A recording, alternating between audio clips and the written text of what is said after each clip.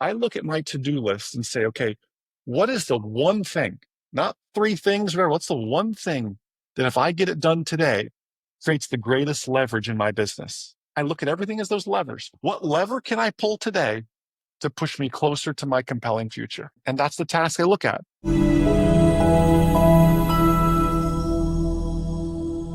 Welcome back to Mirror Talk Soulful Conversations. Today's guest is a man whose journey reflects purpose, innovation, and a powerful commitment to service. He is not just a successful serial entrepreneur, he is a visionary in shaping how we understand and engage with financial freedom. He is on a mission to empower the next generation with the tools to build wealth and, most importantly, peace of mind. Welcome to the show, Jason. How are you doing?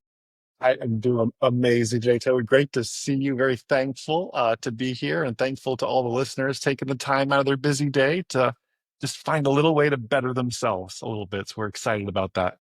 Awesome. I'm looking so much forward to learning so much from you, from your journey, Jason.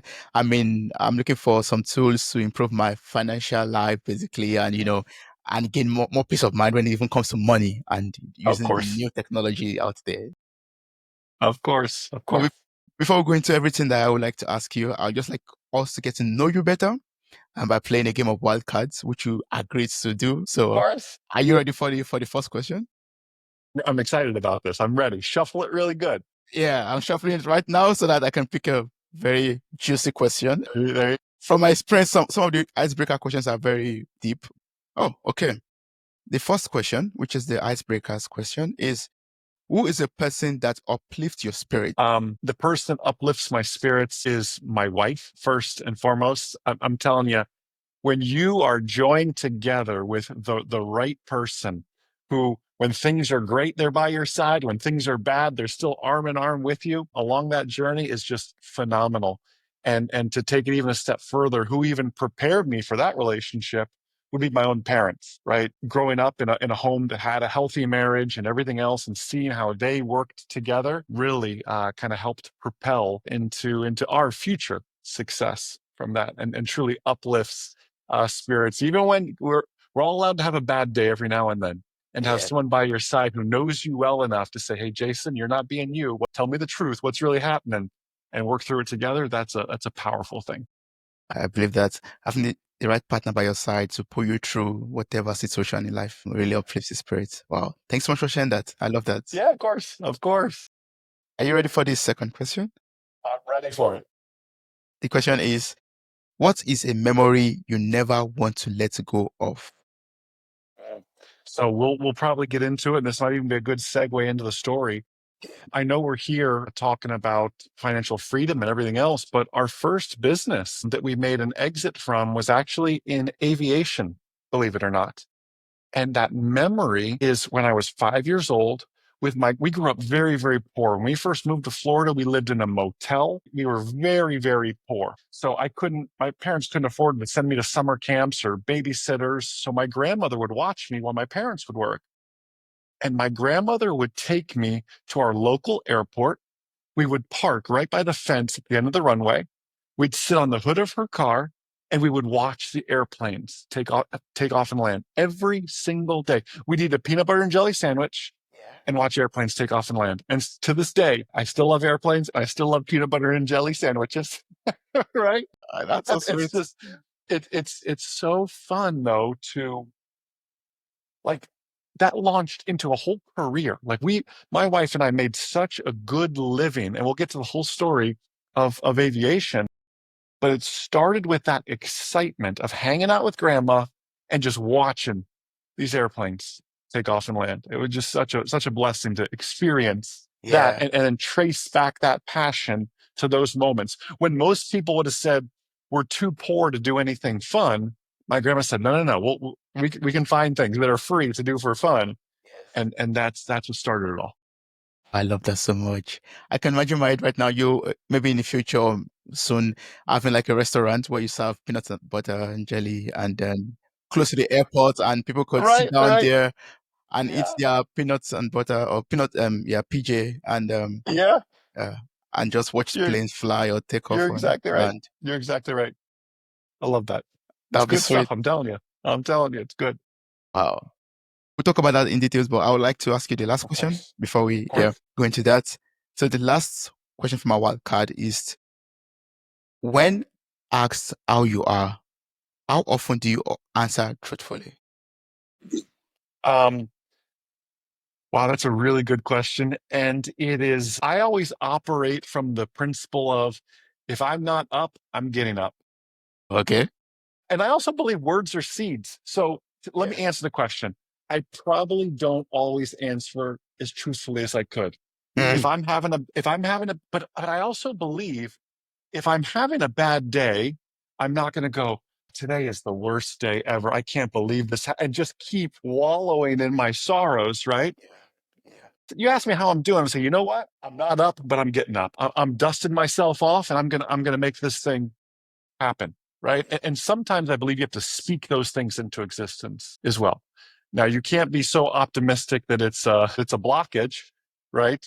Tony Robbins always says you can't look at your garden and say there's no weeds, there's no weeds, there's no weeds. Sometimes you got to get in there and pull the weeds out, right? You can't just do it all the time. So there has to be a balance, and I would say 80% of the time, I'm fully truthful about how I'm doing. It also depends on the person. You meet someone off the street versus my mom asks me how I'm doing or my wife asks me how I'm doing. They're very different answers. That's true. Yeah. You're totally right. I mean, it depends on the person that's asking. And I think I have the similar mindset to you. I always say my standard answer is always I am fine. And I was thinking about this some days ago, actually. I was telling myself, I was asking myself if it was actually true that I'm always fine. Then I said, yeah, I think I'm always fine, actually. I mean, regardless of what I'm going through, I'm still fine. I'm going through something, but I, as a person, Toby is fine. But some things are not going fine, but that's not me. I am fine. Understood. Understood. Yeah, I like that. I like that philosophy. But I don't know if I'm just trying to, justify my answer, my standard answer, but I just have that mindset that I might be going through the worst scenario or worst case, but as a person, I'm fine and I will pull through Yes. and I'll still be fine, basically. I like that. I like that. Awesome. That's good. So, I mean, I would like us to go back to the second question because you're already talking about that already. What you were doing before you moved into your new business right now. I mean, you've experienced both the adrenaline of flying and the challenge of building businesses from the ground up, and that's one of the reasons why I wanted to speak with you. So, can you first of all talk to us about freedom? Like, when you think about freedom, what does it truly mean to you? Yeah. Freedom is the ability to do what I want, when I want, with whom I want. People always say, I want to be rich. What does it mean to be rich? What does it mean to be free? Right? Everybody has their own definition. And I've been caught in this trap. I'm not going to lie. Like I've been caught in the trap of chasing riches. And that's a dead end path, right? You're just chasing dollars in a bank account. And that's not really what brings happiness. We have three children, soon to be four children, and we're done after that. Four kids is more than enough. They don't make cars much bigger. We're going to buy a school bus at this point. We're coming up four kids and we're done. Our oldest is 10, and we homeschool. And I love when I work from home and my daughter brings her schoolwork and says, Dad, I need help with this. And I can stop doing what I'm doing and go help her. Or when my son comes and says, Hey, Dad, can you go play army men with me or throw the football or whatever? And I can say, Stop what I'm doing. Say, Yeah, I can go. Like that to me is freedom. Now, there are people that have millions of dollars in the bank and are not free because they can't get away from their desk. They can't go throw the football or play soccer with their son. And there's people who don't have that much money, and yet they're always available for their children, for their spouse, for their neighbors, for their friends. Like at the end of the day, I want to create lifestyle businesses that empower us to live a prosperous life, but allow us to do it with the family. In both of our businesses, my wife and I, we work together in both businesses. And that seems strange. It's funny. Both of our parents, my mother and father worked together in a business. Her mother and father worked together in a business. So for us, it just made sense. Like we're going to be business partners and husband and wife and figure it out together. But that enables freedom for us too. When I need to travel to a conference, she comes with me. She's my business partner too, right? Like it's a beautiful thing. It's not this you see on, you know, TV, the husband's always traveling here and the poor wife's stuck at home with the kids. Like I didn't want that. I didn't want that. I wanted something we can all do together. So it's a long way of answering your question. That's what freedom is to us. And it's different for everybody. That's true. It's very relative. Yeah. Well, you just, made me very curious to ask this question. Sorry to digress a little bit. You No, know, of course. I've always heard from people that it's not, it's very healthy, or it's better when you separate your business from family or from friends and stuff like that. It's better when you have your own work separately and you're not working with your husband and wife, because you don't want to bring the drama from work into the family and mix it up all together. And, personal interests and business interests should not collide. How do you deal with all of that? It is tricky. And I understand where that advice comes from. But for like my brother and I growing up, my parents had a pest control business, like killing bugs, spraying and killing bugs, making yards green and killing bugs and stuff. And my mom worked the office. My dad ran the route and killed the bugs. And in the summertime, guess what my brother and I did? We worked with dad and we were in Florida sweating outside, killing spiders and everything else. And like, it was literally the entire family working together for a shared mission. In my mission was I wanted to learn to fly. And my father was very smart. He said, "Hey, this bug business is not for you, Jason. You're called to bigger things." And I knew I wanted to learn to fly. So for me, my mission was saving enough money to learn to fly. But we had a combined mission as a family. And even now, working with my wife, our kids aren't old enough to work in the business just yet, but they love with the new app we just launched, being the bug testers, we call them. Now I'm talking about software bugs, not spiders. Yeah. But I love handing them the app and saying, "Hey, go buy Apple stock." And the 8-year-olds over there trying to do it. And I said, if an 8-year-old can figure out how to buy and sell stock, the app's pretty intuitive, right? Then our 45-year-old demographic can do that. We involve the family, the kids and everything. Do we have moments as husband and wife where there needs to be separation? Yeah. And we speak that out. My wife's name is Magdalena. I'll look at her and I'll say, "Magda, can I just be your husband and not your business partner just for a few hours?" Right. Because we're always wanting to fix things and everything else. And sometimes we have to have those conversations. And you have to build those boundaries as well. But I wouldn't change anything. We sold our last business. And when we started the new one, we went right back to the same thing together, doing it together. And we have our roles. That's a big thing too, Toby. And I don't mean to digress so much into this question, but it's something that many people ask. You have to define your roles and responsibilities. We can't both be the CEO. That's tricky, even if it's just two friends trying to be co-CEOs, right? That's a tricky thing. You have to define your roles. For myself, right?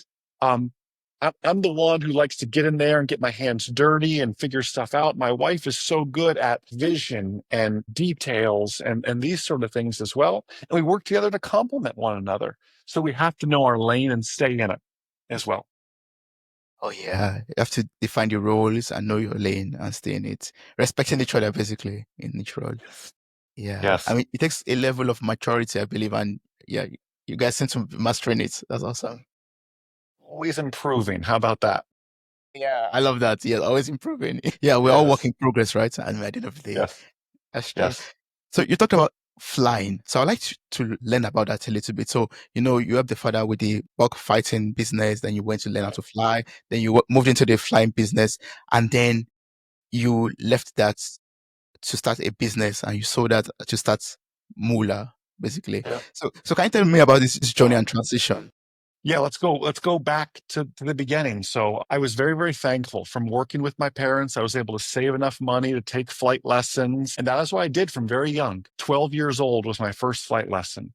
I first flew an airplane by myself at 16 years old. Like I got a very early start in aviation. And all this time I thought, Toby, I'm going to be an airline pilot. I just know I'm going to be an airline pilot. I thought that's what I'm going to do. And then I started to meet a lot of airline pilots and they were always gone. They didn't have good relationships with their spouses or with their families because they lived in a hotel for half the month. I said, gosh, I don't want to always be gone. And then I said, you know what? I'm going to be a charter pilot. Like I'm going to fly some wealthy family around in their private jet. I'll be their personal family pilot. And then I met people that do that job. And I'll never forget one day I was golfing with a buddy who flew for a family that had several planes, that owned several car dealerships, very wealthy family. And we were golfing with their pilot, my buddy. And the boss called and said, "Hey, we're going to Wyoming tonight." And my buddy said, "Oh, okay." So he had to call his wife and tell his kids, "I'm not going to be able to make it to baseball tonight because the boss called. I'm going to Wyoming tonight." And he had to leave in the middle of golfing to go get ready for that. I thought, gosh, you're always on call. I don't know if I want that life either. So what I loved doing was teaching. And at the time I was giving flight instruction, meaning Toby would come to me and we would sit in the airplane. I would teach you how to fly it and you would pay me for that. And it was good, but I was listening to all these different business books. And this is even before podcasts. This is like on the Sony Walkman, that skipped when you went over a bump. You remember that, right? Like this was like old school stuff. Yeah, exactly. So I was listening to Tony Robbins and Zig Ziglar and Jim Rohn and all Les Brown, like all these classics of personal development. And they were all saying the same thing. You have to get leverage in your business. Thinking, how do I get leverage in my business? Like it's Jason and Toby in an airplane and I can't fit anybody else in the airplane. Like how do I create leverage? I guess I need to buy more airplanes and more people. I'm thinking, this just sounds expensive. Fuel is expensive. Insurance is expensive. How do I figure this out? And one day I went to the beach in Florida. We go to the beach each weekend. It's true what you see on TV. These Floridians always going to the beach, right? Yeah. And I saw these guys surfing and they had these cameras on their surfboards. I'd never seen anything like it before. This is the 2004, 2005 maybe. And I asked them, I said, "What is that?" Oh, they said, "It's called a GoPro." I said, "What's a GoPro? I've never seen one before." They said, "It's awesome. They're waterproof. They're smash proof. They're just this all around. They call it an action camera." And I had an idea. I said, "What if I could take these GoPro cameras and put them on my airplane and pretend Toby's next to me or John or Joe or whoever and fly the flight lesson like you were there with me, but you're not, and film the entire thing?" So I went up and I bought two GoPro cameras, which were expensive. They're still expensive, but they're really expensive back then when you're 17, 18 years old. And I flew the airplane and I talked like you were with me, Toby. I'd say, "Okay, now we're going to turn left and we're doing this maneuver. And then on this landing, we need to position ourselves here and watch your airspeed and watch your altitude." And I would talk out loud as if you were really there with me. And then I said, "Wow, I wonder if I could sell these." This is like learning to fly, but you're not in the airplane. It's basically an online ground school. So we began to release that, and one person signed up. And you wonder, geez, is this really worth it? Right? It's like when you launch the podcast, and you're like, "My mom listened. Thanks, mom." You're like, "Where's everybody else?" And then the next episode, 2 people listen. The next episode, 4 people listen. And we began to get these members. We began to releasing this content. I thought, wow, this is how I can create leverage in teaching. This is before people were teaching online courses. I hacked together a WordPress website and just kind of made it work. This is 2006, I guess. Um, and just really figured this thing out of teaching people to fly on the internet. Now, this was just the ground school portion. They still went and actually flew the airplane, but what they would do is they would watch the video the night before, then they'd go to any instructor and actually fly. And they paid me for those videos. And that is really how our first business started, with just an idea and just a test and just one customer. Like, please, if anyone's listening that's a business owner or has an idea, don't be discouraged by one customer or the sloppy product or whatever it is. I was actually just talking to a buddy today who sent me a quote from Reid Hoffman. Reid Hoffman's the co-founder of LinkedIn. He said, "If you're not embarrassed by the first version of your product, you launched it too late." And you think, like, how many perfectionists are out there like, "Oh, I've got to get this just right." And like, Toby, you could have been like, "Well, I got to get the intro music just right. And I got to get all the big guests and I got to do all," and you would never launch a podcast, right? That's true. You're like, That's true. I've just got to do it. And if you're And you were probably embarrassed by the first episode. If you go back and listen to your original episodes, just like I go back and watch my original videos, I think, I just what shook a my head. door. Yeah, like what was I thinking? Why did anybody? But if you're not a little embarrassed by your first product, you waited too long to launch it. Like the advice I got is very similar to that. You don't have to get it right. You just have to get it going. Mm. And and think about it. I was teaching people to fly airplanes. You think, what do you mean you don't have to get it right? Like, no, I didn't have to. I had to teach the fundamentals right, but I didn't have to have all the beautiful graphics and music. And I bought a USB microphone and I talked over a PowerPoint slide and put some GoPros in an airplane. Like, it wasn't that fancy. You don't have to make it so perfect. You just have to get it out there. And 16 years later, cutting to the end of the story, you know, I'll humbly say this, we made an 8-figure exit from that business, from an idea that was really very sloppy at the beginning, as it refined over 16 years to be something that a company wanted to purchase. Kind of how I'm leaving a lot of details out in between. We can drill down there, but that's kind of how that goes. That's how any business or podcast or whatever course you want to make goes. I love that so much. I would like to ask a follow-up question to that. Like, you started with, recording these videos and, yeah, using it to teach people the theory. In the course of over the years before you sold it, before it became very successful, but then like things you had to remove, add, adjust to make it what it was before you sold it. It goes back to that same question that I learned at the very beginning. You have to create leverage in your business. And okay, so I created leverage by putting these video cameras in there, and the business began to grow. But then I began to hit these ceilings, and the same issue happened. I had to create leverage because guess what? I was the guy in the videos. I was the guy editing the videos on iMovie. And, I had no clue what I was doing. I was the scripting the videos. I was the support team answering your emails and answering the phone. I was the one coming up with ideas. I did everything. And I was my own bottleneck at that point. Yeah. So I went back to the same idea. How do I create leverage? Well, at this point, I wasn't making a lot of money. I had like 10 customers, right? It's like, I can't even afford to pay myself, but I know I need to hire somebody. So what do I do? Where can I hire that I can get the most bang for my buck? And I thought, well, these videos are what pay the bills right now. If I could create more videos faster, better videos for that matter, I could, in theory, grow faster. So I made the decision to hire somebody to help film and edit the videos. And that was my very first employee. And he was with me through all 16 years of that journey. Believe it or not, I found him on Craigslist, of all places. If you remember Craigslist, I don't think Craigslist exists anymore, but I put an ad on Craigslist of what I was looking for. And he came. It was great because he brought equipment with him. I was filming everything off of, old school cameras. He brought more modern gear to us. And it allowed me to film faster. Now I could film 8 videos, let him go edit them while I'm getting the next 8 ready, scripting them, go film them, and he's constantly editing. And now we had a machine, right?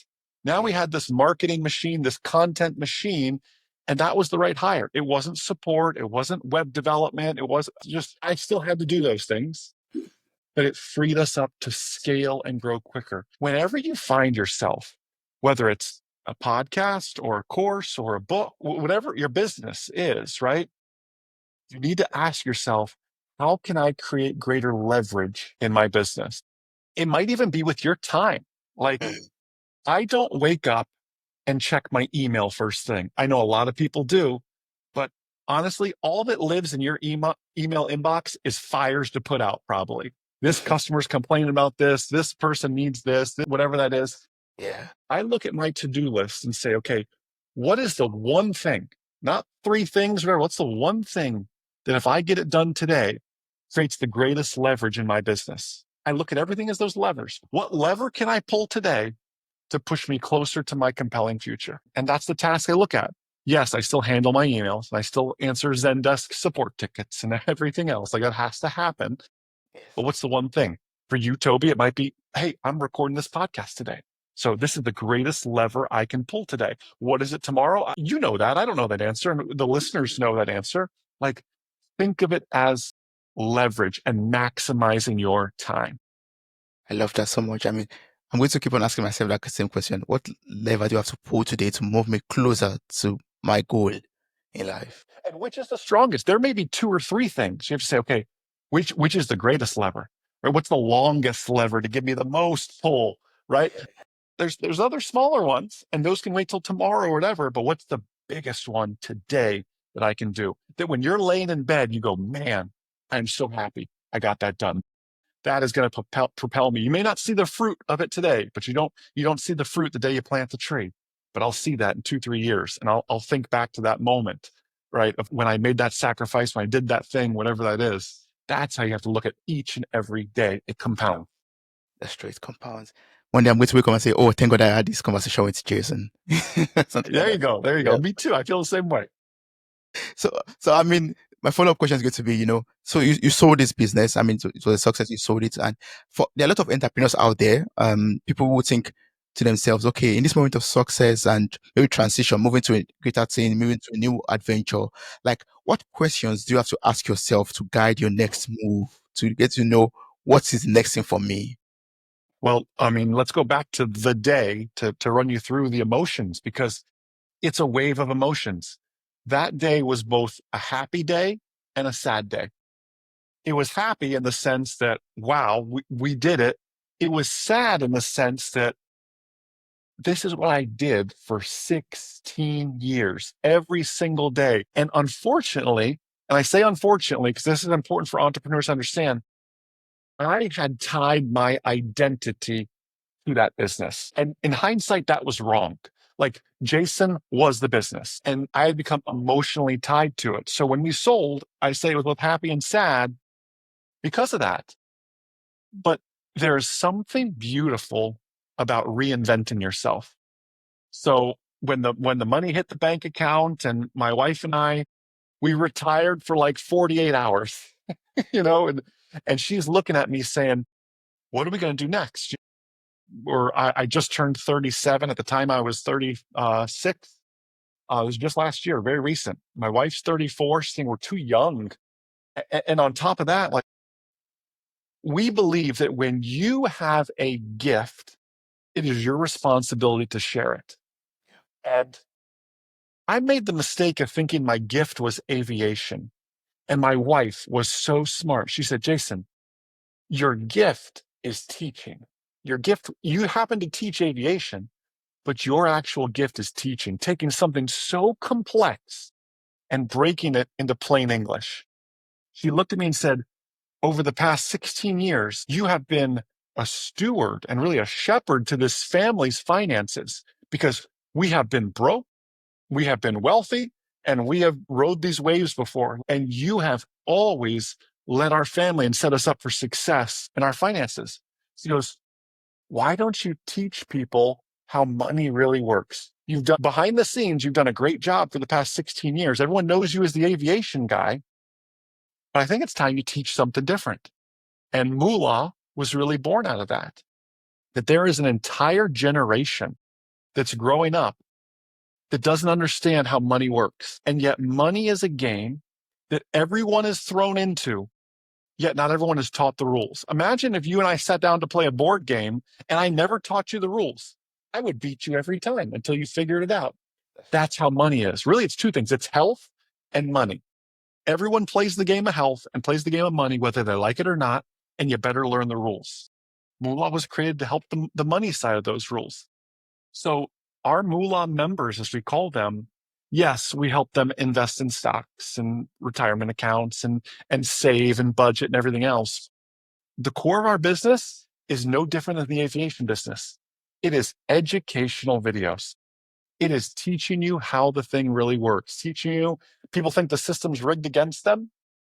It's not if you know the rules, right? So at the end of the day, Moola is an education play. That's how we made that switch, was to answer the question is, what is the real gift? Don't pigeonhole yourself and just saying, I'm the aviation guy, or I'm just the podcaster, or I'm just good at interviewing people, or I'm just good at writing. Well, it doesn't matter. Take your gifts and expand on them from there. That's really the truth of that. Take your gifts and expand on them. Yeah. I'd like us to talk about Moola already. So, it's the software and app that, has a blend of AI automation and financial principles mixed together. Like, I'd like you to just explain to listeners out there how it could help them to improve their financial literacy. That is what we're totally based on, because you can't just give generic financial advice to everybody. Everybody has a unique situation, yet not everybody has the financial situation that can go to a wealth advisor or anything like that. So we have programmed all of that into Moola for you based on your age, your location, your goals, your risk tolerances, how many kids you have, your life. Moola tailors itself to you. It is your personalized, right? Literally banking, investing, advising partner on that journey. It's so fascinating. You'll get people that say, hey, should I rent a house or should I buy a house? Again, I can't give generic advice. It's different for everybody. My wife and I, early in our marriage, we rented for a season until we were able to buy, right? Moolah looks at each person's unique situation and gives the proper advice for their current season in life. And life is just made up of a bunch of seasons. And if you're not ready for the season, just like we as humans, some people get allergies, right? Moolah is there for you when you're in that new season and you've got allergies and you don't know what to do about it. How do I fix this? Most people want to go back to their old season where it's safe and where I don't have allergies and where things feel good. But we're called to go to the next season. We're called to grow. And Moolah is really that tool to help you think bigger, to grow, to prepare, and prepare your whole family for financial success in the future. So, I mean, I'm imagining right now, I just have to put in my details, like, maybe age, my occupation, what I do for a living, and maybe my preferences, and then it's, generates, so things I have to invest in. For example, what is the what's the next big thing for me to do for my You're financial exact. freedom? You're exactly right. It is scoring stocks on your behalf. It is helping you set up a retirement account. In the United States, we have an IRA, an individual retirement account, which is a great tax benefit for saving for retirement. It is your budgeting, your saving, your investing app, really kind of all in the power of your pocket with the AI that you can talk to make those informed decisions. Do I buy a car? Do I lease a car? Do I rent a house? Do I buy a house? And that's different whether you live in New York City or you live in, you know, the middle of nowhere. Those are two very different. New York City is very expensive to live in compared to, say, out in the country, right? So it is tailored to each person individually. The answers you get, the stocks it recommends for you would be different than it recommends for me because we're in different seasons of life.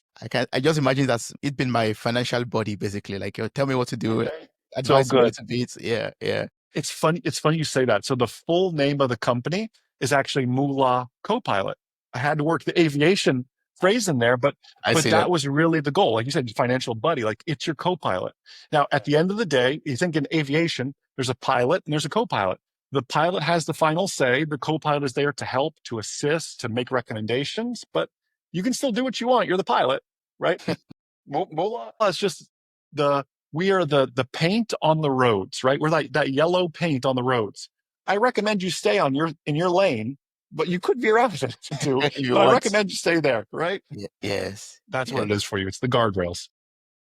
Awesome. So for international listeners, I mean, is it available everywhere or just in the US? Or how can we We're get this? just in the US right now, but we're working on expanding as well, looking to expand towards Latin America and the EU here relatively soon. So it's a lot of regulatory things to work through and everything else, but that is on our product roadmap as well. So really excited about that. Yes, I'm looking forward to it being in the EU so that I could also use it here. That would be awesome. Yes, love that. Love Yes. that. So, I mean, if you could just give us like some financial advice, like maybe two financial advice, what would those two advices be? Yeah. Um, I'll relate it to, I love aviation. You'll hear a lot of airplane analogies from me, right? Yeah. We all know where we're going, but we often lie about where we really are. Let me explain it further. It's easy to set goals. I want to have $1 million one day. I want to buy a house one day. I want to do these things. We know where we want to go, but on that same map, we lie about where we really are. And that's the problem. You can't get to where you want to go if you lie about, I got credit card debt, I got those student loans, I got all this issue. If you just try to lie about that and forget it's there, you cannot get to your goal. you have to face it and say, hey, I don't like where I'm at on the map right now, but this is where I'm at. But this is where I'm going. This is my compelling future that I'm going to get to. Right. And you have to work through it that way. So the first one would be don't lie about where you really are on the map. You have to have that heart to heart conversation with yourself. The second thing is a bit of advice, not just for business owners, but for everybody. And it's from one of my favorite books called Think and Grow Rich by Napoleon Hill, written in 1937 and still just as relevant here today. And in the book, Napoleon Hill says, in every adversity, there's the seed of a greater advantage. And my wife and I have lived our whole life off that principle. And if you really believe in every adversity, every difficulty, there is the seed of a greater advantage. Now, what is a seed? Well, a seed is nothing. People eat seeds, right? A seed is nothing. You have to plant it in good soil.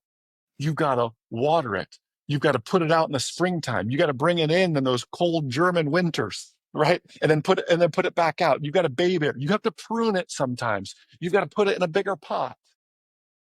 It's a seed.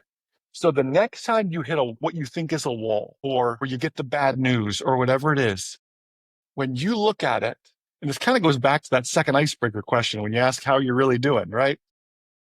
If you look at every situation and say, okay, this stinks. I don't really like it, but I believe in every adversity, and this is an adversity, there's the seed of a greater advantage. I'm going to find the good in this. It may be small, like a seed, but I'm going to choose to find the good in this, and I'm going to use this as a stepping stone. And you can trace that back to you have plenty of stories, Toby. I have plenty of stories of what looked like a wall was really a blessing, but you had to choose to see it that way, right? The girlfriend that dumped you, or whatever it is, or the person who told you no, or the job that fired you, or whatever it is, you in the moment it hurt so bad, but now you're like, what a blessing that was. I'm so thankful that happened, even though it hurt back then.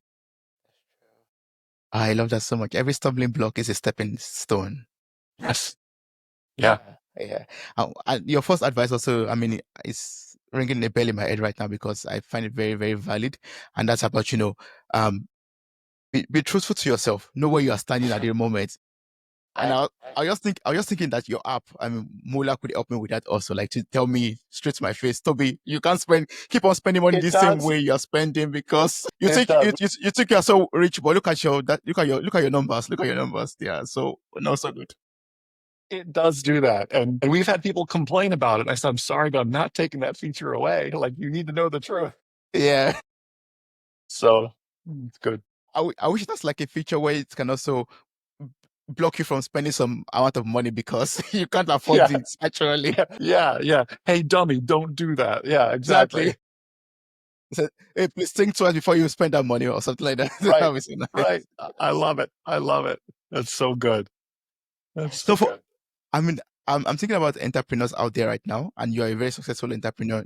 I mean, what you do, like, how would you advise them? Sometimes the journey of entrepreneurship could be very lonely, and it could be very, I don't know. You're faced with a lot of uncertainty, basically. Like Mhm. you started this app.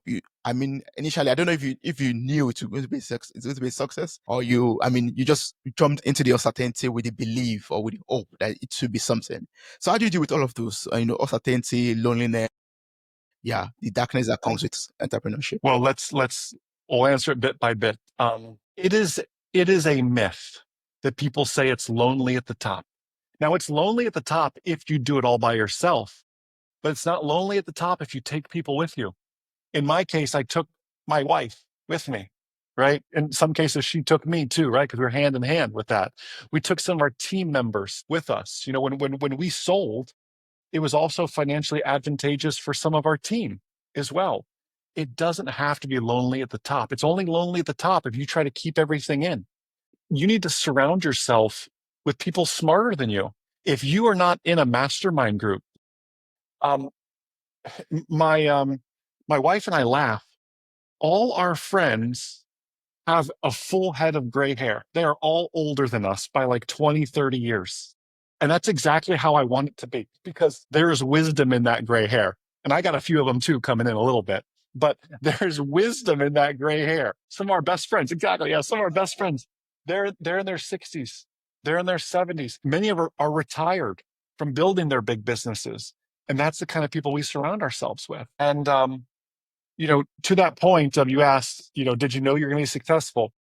I was just having dinner with one of those friends, and I won't share a ton of details, but this man is literally a billionaire. You would never know it if you met him because he's so humble and just such a good person. You would never know he's worth that much money. And we were with some friends, and this gentleman asked him, he said, were you ever scared? Like, you built this big business. Was it ever scary? Did you ever have doubt? And he said, you know what? I always knew I was going to win. Said, was it scary? Sure. Did I have doubt? Sometimes. But I always knew I was going to win. And I was not going to stop until I won. He said, I hit a ton of roadblocks. He goes, I just always believed I would win. I thought, so when we started Moola, right? Did I know anything about other than running my own family's finances to how to build an app, how to do all these things, how to AI was a new technology at the time. I didn't know how to do all these things. I knew I'd figure it out, and I knew how to bring the smart people around me, and I knew we were going to win. And even to this day, we're still working towards that victory every single day. Yes. That I mean that's belief basically could pull Yeah, you through. Yeah. yeah, Yeah. I always know I'm going to win. I love Working it. towards that. Yes. I love So that so good. wow. Because I mean, when I was asking that question, I was also thinking about how you deal with failure, how you deal with setbacks. Like, what do you do? How do you pull yourself back up after facing some setbacks? Yeah, that's when it's beautiful to have the people around you Mhm. to help you through Yeah, those seasons. But it goes back to that advice we talked about. In every adversity, there's the seed of a greater advantage. You've got to pick yourself up and say, hey, this is not a good spot. I'm not going to lie about where I'm really at, but I'm going to choose to see this as good. And we're going to figure this thing out together. And it's just a season. You got to work through these seasons sometimes. Like failure, you just have to work through it. It shapes you, right? It shapes you. It makes you better and better each and every step. Don't people want to hide from failure? Like, I don't like losing either, but losses happen. I'll tell you a funny story. So we've really ingrained this in our children. And just 2 weeks ago, I was in a big pickleball tournament. Pickleball is like huge here in America right now. It's like a modified version of tennis, if the listeners don't know. I was in this pickleball tournament, and I wasn't doing very good. And Ella, our oldest, who's 10, came over and said, Dad, did you get a medal? I said, no, baby, I didn't do very good. She goes, well, did you get anything? And Gavin, who's 8 years old, looks at her and says, Ella, Dad got perseverance. I said, whoa, this kid is 8 years old and realizes Dad lost, but he got perseverance. I said, man, this kid's going to go places if he keeps that attitude. So you have to look at it that way, though. Like, when you lose, hey, this is not good, but I got some perseverance. I yeah. learned a lesson. I You learned let a to lose. lesson through all of this. That's true. And if our 8-year-old can figure it out, we as adults can figure it out too. That's true. Yeah, that's very true. Just having the right mindset, basically. Yeah. You're exactly right. You're exactly Yeah. right. Wow. I mean, I'm envisioning right now a world where everyone has the Moola app on their phone, and that will lead to financial freedom, basically. So, for you, how does that look like? If you can envision it like a world where everyone achieves financial freedom, what would that world feel like or look like for you?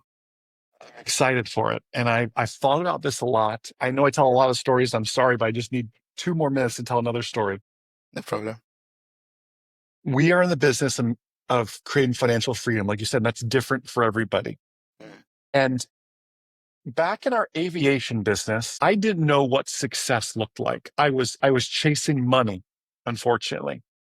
And one day, somebody sent in an email, and the support team came over and said, hey, Jason, I think you need to see this. I said, "Oh, okay, it's weird. I mean, at this point, we're a big company, 30 employees, everything else. It's weird for the support team to tell me I need to come see something." So I went over there, and it was an email that someone wrote and said, Jason, you saved my life today. Okay, that's a compelling subject line. He said, today I was in my airplane. I took off. I got to about 400 feet and my engine quit. And he said, the moment my engine quit, Jason, I heard your voice from your videos when you taught me how to handle the situation. Lower the nose, manage your airspeed, look for the open area. He said, he said, you talked to me the entire way down to where I landed in some farmer's field and had a safe landing, didn't hurt the airplane, didn't hurt any of the farmer's crops. Everything was perfect. You saved my life. I thought, whoa. Like, all this time, I'm just trying to help people pass their tests and become pilots. But that's not the business we're really in. We are saving lives. And that changed that business for us that day. And I remember thinking, well, launching Moola, the same thing. I am waiting for the email from the dad that says, hey, Jason, I downloaded the Moola app 2 years ago. My finances were a wreck. And just today, my son came to me and said, hey, Dad, can we throw the football? And it was 2 PM. And normally I couldn't do that because I had to work so much. But because of you and the Moola app and the things you taught me, I was able to say, hey, I'm done working for the day. I'm going to go be a dad. So to answer your question, what does financial freedom look like? Like, I can't wait for those emails.